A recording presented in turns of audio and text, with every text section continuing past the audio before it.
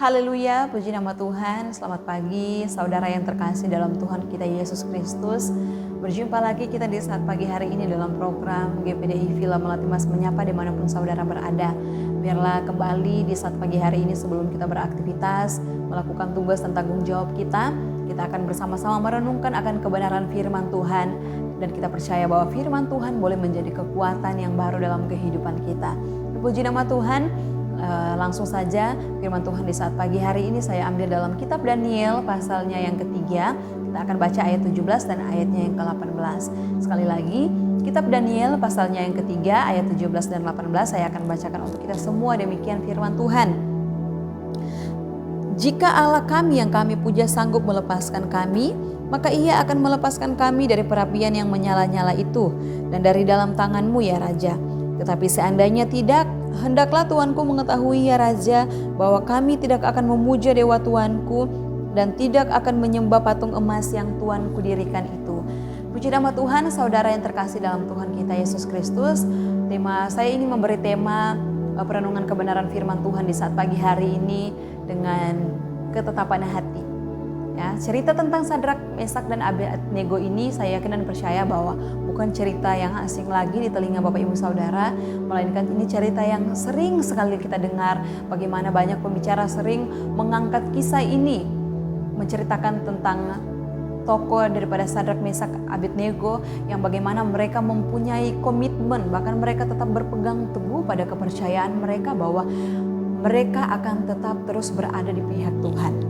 Kita tahu bersama bahwa pada waktu Raja Nebukadnezar membuat patung emas yang besar, dia memerintahkan untuk seluruh orang yang ada pada saat itu untuk menyembah patung yang dia dirikan pada saat itu.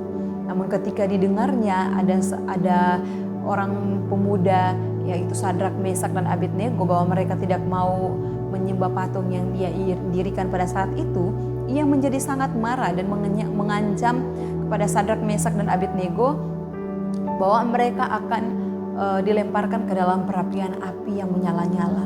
Namun ternyata saudara yang diberkati Tuhan, dengan ancaman di depan mereka adalah maut ya, yang mana dilemparkan ke dalam perapian dalam api yang menyala-nyala. Ternyata itu tidak menggoncangkan iman percaya Sadrak, Mesak dan Abednego pada saat itu.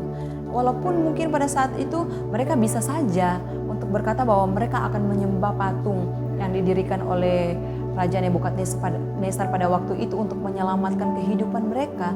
Namun di sini mereka berkata bahwa jika Allah yang kami puja sanggup melepaskan kami, maka ia akan melepaskan kami dari perapian yang menyala-nyala itu dan dari dalam tanganmu ya Raja. Tetapi seandainya tidak, hendaklah Tuanku mengetahui ya Raja bahwa kami tidak akan memuja dewa Tuanku dan tidak akan menyembah patung emas yang Tuanku dirikan itu. Jadi mereka berkata bahwa kalaupun Tuhan akan melepaskan mereka dari perapian yang menyala-nyala pada waktu itu, maka Tuhan akan melepaskan mereka. Tapi kalau seandainya Tuhan tidak melepaskan mereka, mereka tetap pada komitmen mereka akan tetap berpegang teguh pada perkataan mereka bahwa mereka tidak akan menyembah patung yang Raja Nebukadnezar dirikan pada saat itu. Ini adalah salah satu contoh iman yang luar biasa, salah satu contoh komitmen yang luar biasa yang patut kita sebagai orang percaya untuk tirukan dalam kehidupan kita. Mereka bertiga punya ketetapan hati bahwa sekalipun Tuhan tidak menolong mereka, mereka tidak akan menyembah patung yang Raja dirikan pada saat itu. Seringkali kita sebagai orang-orang percaya ketika kita hidup di akhir zaman ini, kita sering terbiur dan sering tergoda untuk melakukan hal-hal yang menyakiti hati Tuhan.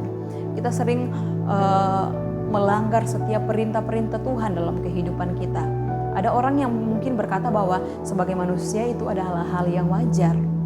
Namun dari contoh Sadrak, Mesak dan Abednego bahwa mereka berketetapan hati bahwa sekalipun Tuhan tidak menolong, mereka tidak akan menyembah patung tersebut.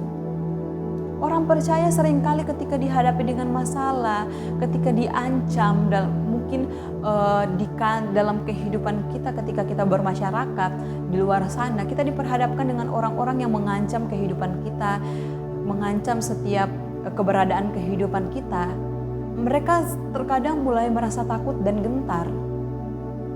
Sebagai orang-orang percaya tidak mempunyai ketetapan hati dalam kehidupan mereka. Ataupun mungkin kita dihadapi dengan segala persoalan kehidupan, segala masalah-masalah hidup, kita mulai berkhianat kepada Tuhan, kita mulai mempersalahkan Tuhan. Kalau dalam Ayub berkata bahwa apakah kita hanya mau menerima yang baik daripada Tuhan namun tidak mau menerima yang buruk?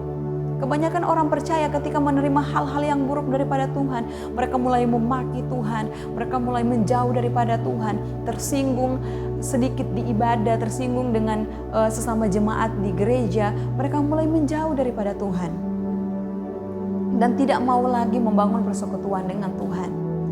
Tidak ada ketetapan hati dalam kehidupan sebagai orang-orang percaya. Namun lewat Sadrak, Mesak, dan Abednego di saat pagi hari ini, saudara yang diberkati Tuhan, saya mau mengingatkan bahwa dalam kehidupan kita, kita harus mempunyai ketetapan hati dalam kehidupan kita. Apapun yang terjadi dalam kehidupan kita, kita harus tetap memuji dan mempermuliakan akan nama Tuhan dalam kehidupan kita.